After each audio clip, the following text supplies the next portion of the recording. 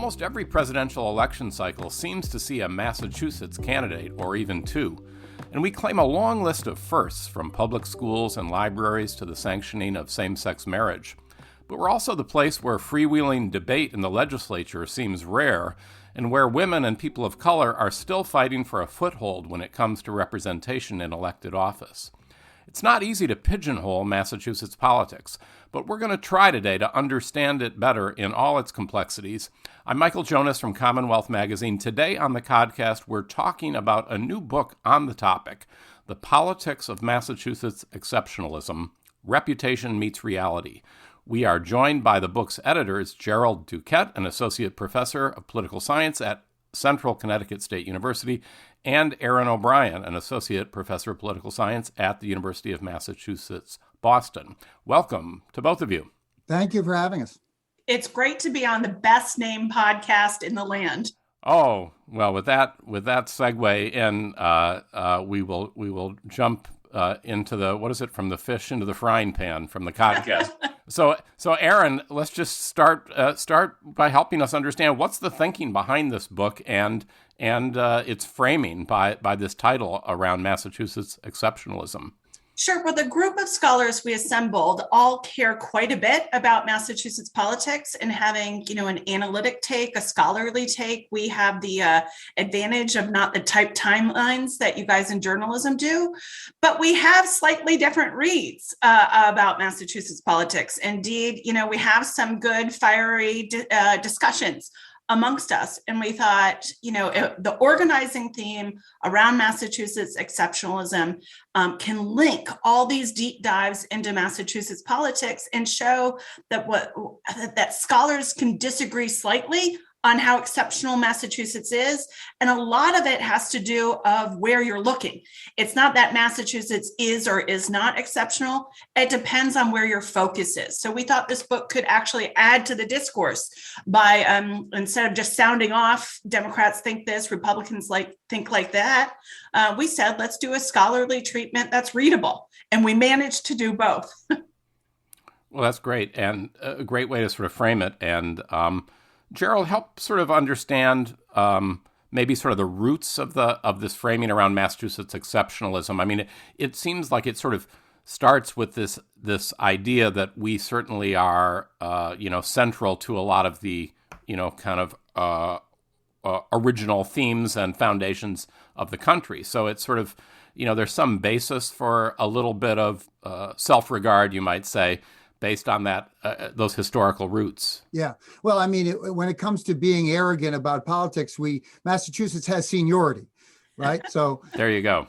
One of the elements of it that really helped make exceptionalism a really useful anchor was the reality that the institutional development of Massachusetts government and politics is really actually so clearly different than the national government or many other states. And the difference is unique in that it's almost as if Massachusetts has developed institutionally the way we sort of assume the framers of the U.S. Constitution wanted the United States to develop. So that makes it sort of an interesting case study, not just in terms of state politics, but in terms of American politics in general. And so you're making it sound like we sort of set the model, or we're on the right track, that things got a little off the rails maybe nationally. What is it that we were doing right, or the framers here had in mind, that distinguishes us from how things developed more broadly? Sure. And I don't know if we got it right, but we got it right. And that presumes that the framers sort of got it right, I suppose. But the idea is that the Madisonian notion of separation of powers based on it, co-equal branches, we have essentially much more co-equal branches. We don't have a left-right partisan debate of any real substance in Massachusetts. What we have is an establishment versus a sort of insurgency, or an insider versus outsider take. So the Massachusetts politics looks, by comparison, very stable. And of course, that stability has some very significant pros and cons. So talk a little about that, because I really was struck in the book and the various chapters by that theme of, for all the talk, we like to say that politics is a blood sport here, or, there's talk about the rough and tumble of, big city politics. It's often associated with big East Coast cities, right? We think of New York or Boston, or maybe moving a little more west, Chicago. But I'm struck that really in Boston, at least in the decades I've been here, and it came through in your book, that we're not really a place of that kind of rancor or those kind of battles. Why is that? And let's talk a little about how that's maybe both for the good and maybe some not for good. So the fact that our politics, political scientists like to talk about political cleavages in order to orient ourselves to understanding, who's up and who's down. How does politics change? And in the United States, obviously, politics has traditionally been essentially a left-right thing. But in Massachusetts, it's almost never really been that. Because we have never really had a competitive two-party system. There were a few decades in the middle of the 20th century where we had a fairly competitive party system, but for the most part, Massachusetts has been a one-party, or if you like, a no-party kind of a politics. And that has allowed Massachusetts politics to be more organically, the cleavage to be more organic. And the more organic cleavage is insiders, outsiders, haves, have-nots, right? Establishment and folks who are pushing against the establishment. So there's a broad, long history of that happening in Massachusetts, even though it wasn't really developing that way in the United States. It wasn't really developing that way in other states. So the question for us is, why is that? And we talk a lot about that, but we also talk a lot about, the difference between whether that our version of creating stability is a net positive or not. Right. And that's where we see different perspectives. Right. I grew up in Massachusetts. My grandfather worked for John Kennedy. We've got all that sort of steeped in Massachusetts history. Obviously, Erin is from another state, and she's coming to this with a different scholarly and even methodological perspective. So our goal was to address that kind of thing, address that kind of reputation as objectively and as from as many perspectives as we could. And to that question of different perspectives and the cons of that stability, I can think of 4 quick examples from the book. Shannon Jenkins, who's at UMass Dartmouth, she examines the state legislature and talks about the commonality of corruption. I've got 2 chapters, one that talks about voter access. There actually has been real improvement in Massachusetts, but for a long time, we made it hard to vote. We made it hard to vote because the people who got elected by those procedures don't want to change them. And there's no party competition in Massachusetts. So what's the incentive to change? Electing women, we are middle of the pack of the 50 states and last in New England. Luis Jimenez, a colleague of mine at UMass Boston, he examines the Latinx experience and how slow all Latinx population writ large and different demographic groups just have had a very hard time being incorporated into politics, as well as wealth and income inequality and housing. Mo Cunningham and Peter Ubertascio look at ballots and initiatives and referendums and the way that has circumvented, and Gerald looks at this too, has circumvented the will of the people, et cetera, places for dark money. So it's not all bad news, I swear, in our book, but that stability that Gerald talked about, many of the positives, he's not wrong. But you asked about the cons. Those are some of the cons as well. There's not an impetus to change in Massachusetts when you've got one party in control, and parties only look outside itself when they fear losing at the polls. And Democrats don't fear that except for the governor's office in Massachusetts. And so let's talk a little about this issue about the legislature and the governor's office, because that just runs through a lot of the different chapters of the book, and it's such a unusual phenomenon that we've got. You might say exceptional. There you go. And, and so as most people know, we've had, I don't know, you guys maybe have the numbers at at the ready, but we've had, Republican governors for, the good chunk of the time since 1990 at least. We've had just one 2-term Democrat, Deval Patrick. But talk a little bit about why that is. And in fact, although we're dating that from 1990, a lot of it seems to have to do with the guy who came just before that, Michael Dukakis, and the kind of model or the kind of pivot that seemed to occur in the state's politics, as he came sort of political age in the 60s and then was elected in the 70s. Right. Governor Dukakis is definitely a pivotal actor in understanding Massachusetts politics. When he came into the legislature and was moving up the political career ladder, he was a firebrand progressive, right? And he played that part. When he was elected governor as a progressive, his first term in office was a bit of an eye-opener for Governor Dukakis. And he has told this to many people many times. He kind of learned that, being the governor doesn't allow you to be the policy maker in chief. He came to the realization that, as important as his progressive priorities were, whether they were, clean government, transparency, or particular policies, there's no getting around the fact that politics is played at a high level. There are stakeholders with a great deal of influence who are not going to be shamed into reducing their influence. And he essentially talks about the fact that having lost his reelection, his renomination bid, in fact, he spent the next 4 years in the wilderness, if you will, coming to grips with what I have often referred to as a very clashing political culture in the state between sort of the good government reform folks who tend to be either outsiders or insurgents, and the establishment folks who tend to look on the stability of government as the ultimate virtue, and therefore are able to defend the establishment by virtue of stability. And so he came to the conclusion that he had to be both, a strong policy advocate and progressive, champion, but he also had to be a good politician.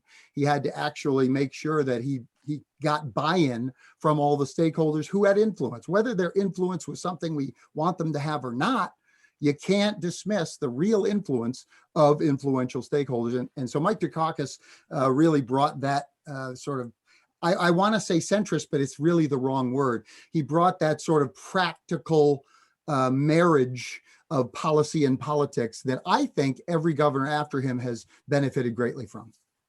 And, Michael, I would say Gerald makes this case in his chapter on the governor. I learned from a book I co-edited, which is always a good sign.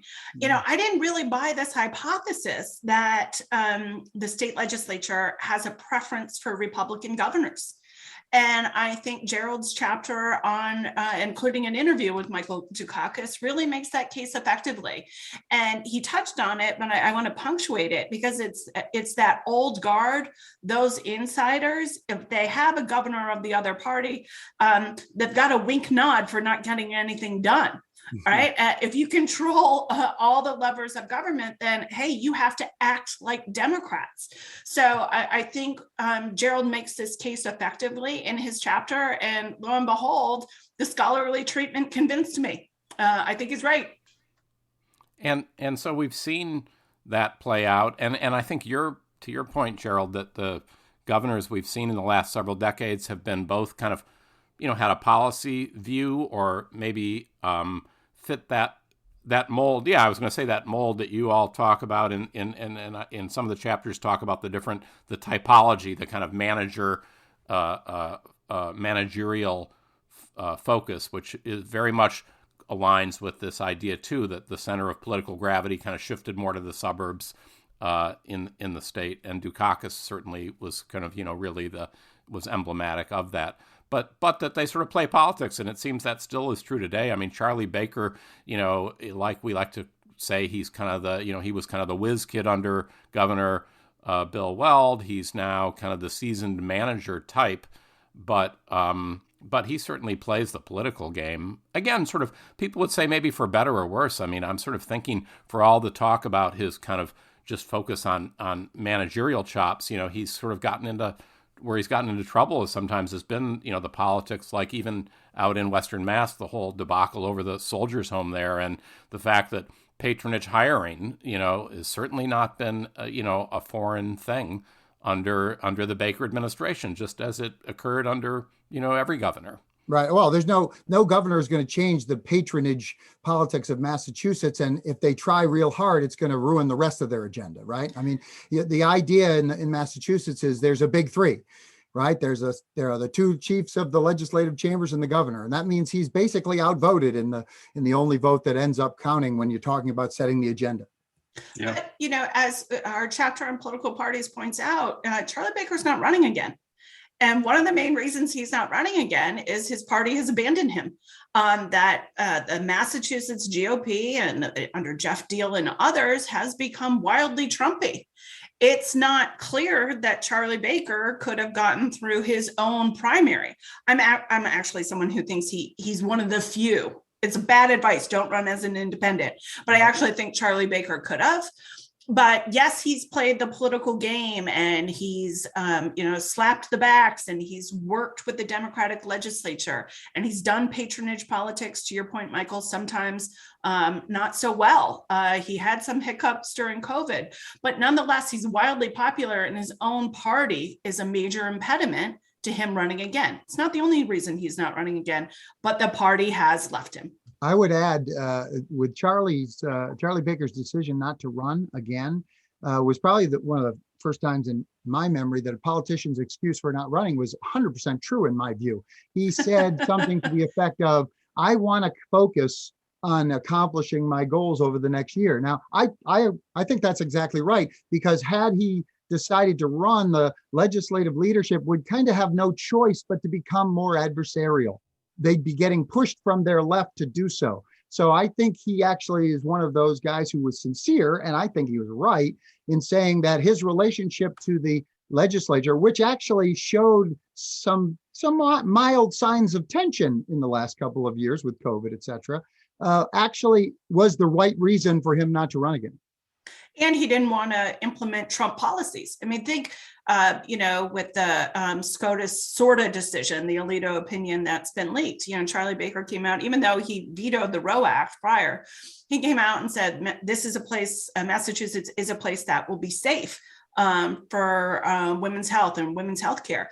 If he's running in a Republican primary, the institution GOP, not necessarily the voters, but the institution GOP is pro-life and is very much behind that opinion. He would have had the concern of what he thinks is best in policy and what policy would allow him to win in a GOP primary.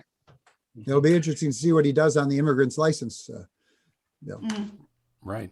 So can you both talk a little bit about this issue about, which strikes me as sort of process versus product? It sort of strikes me that, we look at a lot of the, the firsts in the states or ways that we've led on policy things, but then on process, as we've talked about, the State House is a pretty opaque place. We're constantly hearing about, about the resistance to, changing them being subject to the public records law. There's all sorts of ways that they sort of operate on their own behind closed doors, but then generally eventually come out with products, legislation that kind of seems to point sort of toward progress or in some way. But there's a real disconnect between sort of how they go about it and what they end up with, and just speak a little to that. And also, I was struck that at one point, I think in one of the chapters by Shannon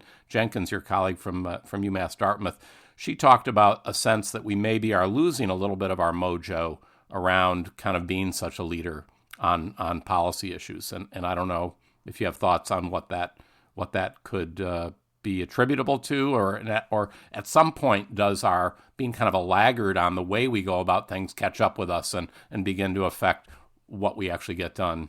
I think I'm going to jump in and say, I think Massachusetts is a little bit like the high school quarterback who still talked about being the high school quarterback at the 20-year reunion, the 25-year reunion, at the bar on a random Tuesday. And we all know that guy, Erin. Yes, it's not a pretty picture you're painting. And I think Massachusetts is a little bit like that. Shannon does not use that metaphor. I won't put those words in her mouth. But that, when civil unions, abolition, when you're referencing the past, it is what's going on. What's our product now? And I think that's where that insider, outsider, and lack of transparency is most visible. The outsiders are running because they don't like politics as usual, and they don't think the product of Beacon Hill is progressive. They think it's neoliberal Democrats. They think it's way too conservative Democrats, way too moderate Democrats. And so what's being questioned, these have always been questions in Massachusetts, but the outsiders are finally winning more consistently. And they're pushing. I mean, look at Sonia Chang Diaz right now, refusing to drop out of the race because she's saying we're not doing good enough. Healy's doing some of that as well. So that sort of business as usual, as the insiders' lack of transparency is now being linked to policy that many in the state view as too moderate. Yeah, the thing that comes to mind is the fact that it is an insider-outsider game, and I would have to say, despite some progress from progressive insurgents, it's still an insider-outsider game, and even when you try to discern what's progress from an outsider as opposed to what's just sort of generational replacement among insiders, that's actually an interesting question we could talk about. But I want to point out that a lot of folks have argued in the pages of CommonWealth magazine, in fact, about the sort of the transparency debate, right? And UMass colleague, and he's going to kill me, his name just jumped out of my head, but arguing that the reality is that what we're seeing is incrementalism, and what we're seeing is incrementalism at work in policymaking. And some would argue the incrementalism has virtue as a stability kind of a thing, and the ability to sort of prevent the kind of transparency and the kind of openness also serves to prevent a lot of the rancor, a lot of the disinformation, a lot of the the less manageable elements of politics. So this is actually an interesting part of how we can say it's a double-sided coin or double-edged sword, right? They get things done, and they don't get them done as fast as some want. They don't get them done as completely as others want. However, it looks like they get them done in ways that the average voter is actually pretty good with. Yeah, no, I think that captures that sort of split there pretty well. Now, we're talking about a lot of the current themes, but I want to just ask quickly, a little bit reaching back to kind of early Massachusetts history, because this is something that comes up throughout your book, and that is this reference to John Winthrop and the whole city on a hill. And you talk about that as kind of, again, one of the sort of animating sort of themes or inspirations for this idea about exceptionalism. You then jump ahead a couple of centuries to JFK, talking in a famous speech about, the quote is, "We do not imitate, for we are a model to others." But one thing I'm interested in, and again, I don't, without getting too far into the ancient history, we had a great essay a couple of years ago by a writer here in Boston on a book that came out on the Winthrop's famous speech, and that book and the essay talked about how people have largely gotten it wrong, and that that it wasn't that we will be a city on a hill, but the key word is we shall be as a city on a hill. And the idea was that we would be exposed, we would be vulnerable, and we would be there to be judged. And so there's a real kind of fine line between sort of hubris or humility. Is it that we're going to be this model, as JFK said, where we always are blazing the trail and are right, or are we going to sort of be there, for all to see, for our warts and sort of be exposed? That actually, that works exactly as we thought it would work, in the sense that for us, it's just an origin story, right? And so because we're political scientists, we're not historians, right? But it works as an origin story. And of course, as is crucial in that respect, right? Right. In other words, it's crucial because we're basically saying throughout the book, this is just a thing that has repeatedly been used in reference to Massachusetts politics by both people within it and people without it. So, it almost is, it doesn't even matter. The book you're referencing is a good one, and it's certainly a sound thesis. But for our purposes, it's not a relevant thesis in that it's an issue, right? It's something, the reason that you could write such a book and it would be interesting is because it's an issue. And so for us, it served as an origin story and a really useful way to provide historical context. And I'll say it slightly differently. I haven't read that essay in the magazine, but the misinterpretation's the story for us, right? Because that's what people have globbed onto. That's what everybody has quoted since. I used this book amongst some graduate students. They did not buy it. They had an electronic copy. I'm not that professor.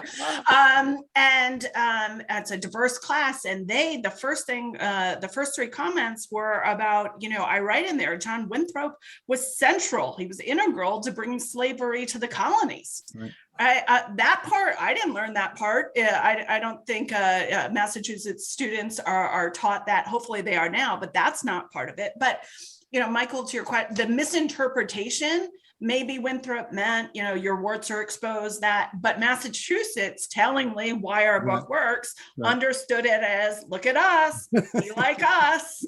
And it's special here, it's different here. And that specialness and that difference is related to community, policy, and government. We talk about other states do understand themselves as exceptional, but they don't link it to policy, governance, and intellectualism the way Massachusetts does. And do you think it's always dangerous to sort of peer ahead and see where we're heading or think we know, but there was a lot of references to some of the changes in our political makeup and who's getting elected, not just sort of the demographics of, more representation of women and people of color, but how they're getting elected, whether they come more out of that kind of insurgent outsider group. Is the kind of old order, breaking down in any way? Or will these folks sort of accommodate themselves to it and just be the new face of what we've long understood to be kind of how Massachusetts exceptionalism plays out here? It is breaking down. I'll take this one, Joe, because I love this conversation. But yes, that old order is breaking down. Mel King. There's been challenges to the old order for a long time. Sam Yoon, more recently. And, Sam Yoon, as we talk about, was run out of town. And I think the most emblematic of this is look at the Boston mayor's race. Boston, as we're very careful to say in the book, is not a synonym for Massachusetts, even though that's part of the culture that we also talk about. Right. In that Boston mayoral race, 4 years ago, even, if it was 5 candidates of color, 4 of them who are women, a white Democrat guy would have gotten that race in a heartbeat because he would have said, I have a lane. Right. For the first time, he would now pay electorally. He would have to explain how he's offering something different. And tellingly, none of them jumped in. So challenge to the old order isn't new. What's new is successful challenge to the old order. On the backs of Mel King, on the backs of Sam Yoon goes Michelle Wu, as she talks about. Ayanna Pressley wasn't the first, but she broke open the gates because she won. And for the first time, people could run from outside the insiders of the Democratic Party and win. So yes, I do think it's changing. Gerald might have a slightly different view, but I do think it's changing. I don't think the old guard is just reinventing itself. They understand themselves as losing power. Gerald, I don't know if you agree with that thesis. Well, I never disagree with Aaron. First of all, it's a fool's errand. But I would say that the question for looking ahead is, and it's a future question, how will there be accommodation and to what degree will there be accommodation, right? So we have a very top-down, state house, right? Tellingly, we're seeing some positives in terms of insurgent success at the local level, right, and among local constituencies. But I'm not sure that folks at the State House are quaking in their boots at this point. It is certainly inescapable that change is afoot. We just aren't. It's not clear yet whether we are going to have different people, same story, or different people, different story. I think we really do have to wait and see a little bit on that. I guess we'll leave it there. The future is coming, but we haven't seen it yet, right? It's not. You got to buy the second edition of the book There you go. Right. I was going to say, we're not historians and we're not psychics. But we'd be a lot more wealth if we were. You sit somewhere between the two. That's right. All right. Well, listen, this has been a great conversation, and it's a great book. If folks want to dig into this in great detail and depth, it's called The Politics of Massachusetts Exceptionalism: Reputation Meets Reality. And we've been talking to its editors, Gerald Duquette and Aaron O'Brien. Thanks to both of you. Thank you. And I just want to mention, we couldn't have written as nearly as good a book without CommonWealth Magazine. True. We all relied very heavily on your excellent work over many years. Oh, thank you, Gerald. Your retainer check's in the mail. And we were literally talking, Gerald and I talked maybe half an hour ago, and we were really saying, the local journalism is what allowed us to do a lot of these deep dives. And It's exceptional. Exceptional. Well, we appreciate that. Well, thanks again to you both, and thank you all for listening to another episode of the podcast from CommonWealth Magazine. We'll see you next week.